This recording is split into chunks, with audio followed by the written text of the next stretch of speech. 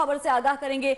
सदर national bank ने खत लिखा है रजिस्ट्रार सुपर, कहा है कि सुप्रीम कोर्ट ने करार दिया था कि जेआईटी में जो भी पेश हो उससे इज्जत से पेश आया जाए। आपको बताएं कि उनका मजीद कहना था कि जेआईटी ने अदालती हुक्म के बरक्स धमकाया या तौहीन आमेज रवैया इख्तियार किया तो खिलाफ एक्शन लिया जाएगा। मजीद तफसीलात क्या है अदिल सरफराज से जानते हैं। अदिल, आगाह कीजिएगा।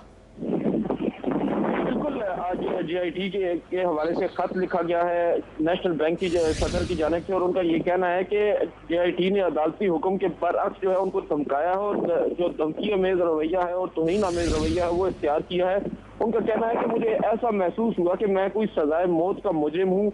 मुझसे इंटरव्यू के दौरान 3 सेशन हुए, पहले सेशन से कबल 5 घंटे का इंतजार कराया गया, जबकि उनका ये भी कहना है कि इब्तिदाई सवालात के बाद मुझे एक दस्तावेज पढ़ने के बाद बयान देने के लिए कहा गया। ये कहना है सदर नेशनल बैंक का, जो उन्होंने आज खत लिखा है रजिस्ट्रार सुप्रीम कोर्ट को। उन्होंने अपने तहफ़्फ़ुज़ात का इजहार किया है जो कार्रवाई की जा रही है जेआईटी की जानिब से, जो तहकीकात की जा रही है, जो तहकीकाती अमल है उस पर उन्होंने तहफ़्फ़ुज़ात का इजहार किया कि अदालत की जानिब से ये यकीन दहानी कराई गई थी कि ठीक है, साथ ही रहेगा। एक बार फिर अपने नाज़रीन को बताएं कि जेआईटी के रवैये के बारे में नेशनल बैंक के सदर ने रजिस्ट्रार सुप्रीम कोर्ट को खत लिख दिया है। खत में कहा गया है कि सुप्रीम कोर्ट ने करार दिया था कि जेआईटी में जो भी पेश हुआ उससे इज्जत से पेश आया जाए। जेआईटी ने कोर्ट के हुक्म के बरक्स धमकाया, तौहीन आमेज रवैया भी इख्तियार किया है। अदील सरफराज, आप बता रहे थे इस खत के मतन के हवाले से।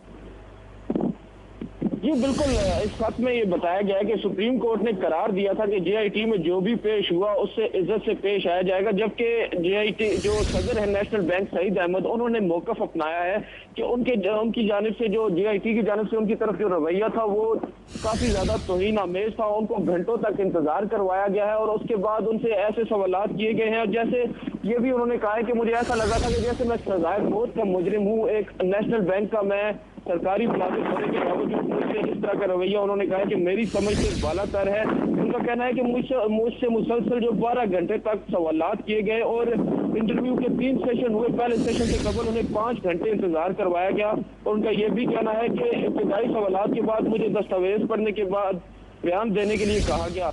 ये उनका कहना है कि अदालत ने जिस तरह पहले हमें यकीन दहानी कराई थी और ये भी कहा था कि जेआईटी में जो भी पेश हुआ उससे इज्जत से पेश आया जाएगा, जैसा कि गुज़िश्ता समाअत पर भी जस्टिस इजाज अफजल, जस्टिस अजमत सईद शेख और जस्टिस इजाजुल हसन की जानिब से ये बारहा कहा गया था कि जो जेआईटी के मेंबरान हैं वो दीगर जो लोग मुल्जिमान या जो लोग पेश होने जा रहे हैं जेआईटी के अंदर उनसे इज्जत से पेश आएंगे।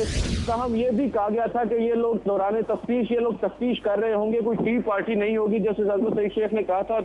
और इसी वजह से ये भी अब देखने में आ रहा है, इससे कबल हुसैन नवाज जो कि वज़ीर आज़म के साहबजादे हैं उन्होंने भी कुछ एतराज़ात उठाए थे और इसी तरह के एतराज़ात, उससे पहले तारिक शफी जो कि वज़ीर आज़म के कज़न हैं उन्होंने भी एतराज़ात उठाए थे। उनका भी यही कहना था कि उनके साथ भी तौहीन आमेज रवैया इख्तियार किया गया है और प्रोफेशनल होने की कोशिश की गई है और घंटों तक उनको भी इंतजार करवाया गया है।